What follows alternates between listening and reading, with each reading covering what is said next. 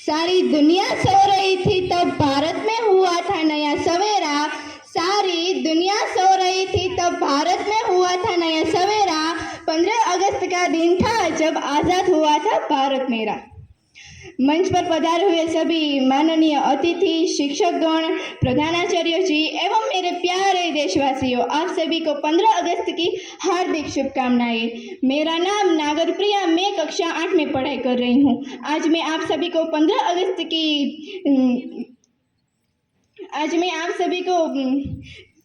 Speech सुनाने जा रही हूँ।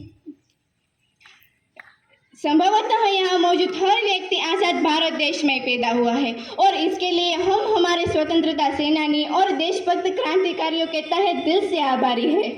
हर स्वतंत्रता दिवस पर हम महात्मा गांधी, भगत सिंह, चंद्रशेखर आज़ाद, सुभाष चंद्र बोस जैसे अनगिनत आज़ादी के दीवानों को हम याद करते हैं, जिन्होंने हमें अंग्रेजों की दास्तान से मुक्त कराने के लिए अपना सर्वत्र न्योछावर कर दिया था।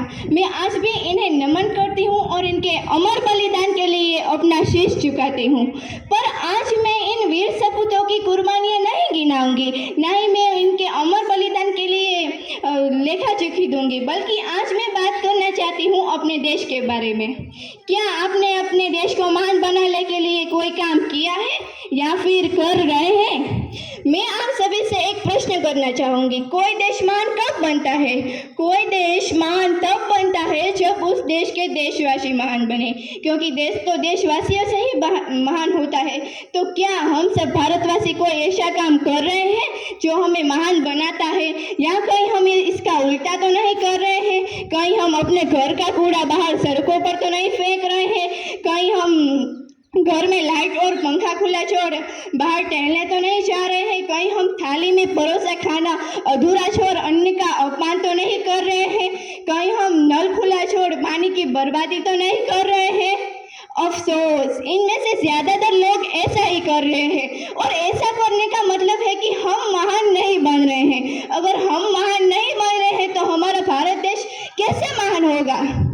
कोई भी बड़ा बदलाव पहले खुद से लेना चाहिए। महात्मा गांधी जी ने भी कहा है कि पहले खुद वो बदलाव लीजिए जो आप दुनिया में देखना चाहते हैं। इसलिए अगर आप गर्व से मेरा भारत महान कहना चाहते हैं तो पहले महान बनने के राज इन छोटी छोटी बातों में छिपे होते हैं। करने दीजिए दुनिया जो करती है वो, बस अपनी जिम्मेदारी लीजिए, बस खुद को बदलने का संकल्प लीजिए। प्रण लीजिए कि आप स्वच्छता रखेंगे, प्रण लीजिए कि आप बिजली बचाएंगे, प्रण लीजिए कि आप अन्य का अपमान नहीं करेंगे, प्रण लीजिए कि आप पानी का संचय करेंगे।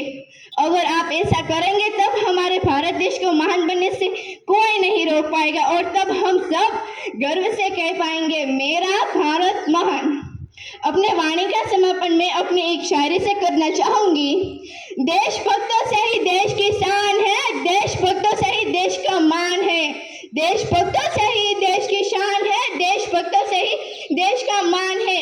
हम उस देश के फूल है यारो, हम उस देश के फूल है